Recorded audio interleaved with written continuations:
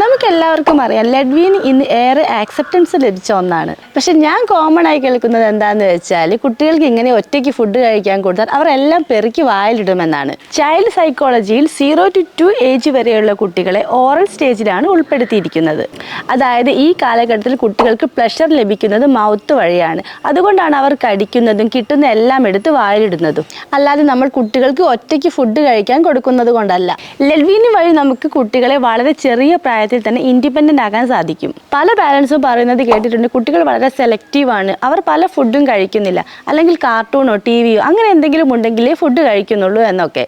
ജനിക്കിപ്പോൾ 1 വയസ്സായതേ ഉള്ളൂ. അവന് വേണ്ട ഇഡ്ഡലി, പത്തിരി, ചപ്പാത്തി പോലുള്ള ഫുഡുകളെല്ലാം അവൻ തനിയാണ് ഇപ്പോൾ എടുത്ത് കഴിക്കുന്നത്.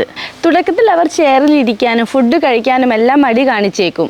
തുടർച്ചയായി അവരെ ഫുഡ് കഴിക്കാൻ വേണ്ടി ചെയറിൽ ഇരുത്തുകയും അവർക്ക് തനിയെ കഴിക്കാൻ ഫുഡ് കൊടുക്കുകയും ചെയ്താൽ അവരെ നമുക്കൊരു ഗുഡ് ഈറ്റേഴ്സ് ആക്കി മാറ്റാൻ സാധിക്കും.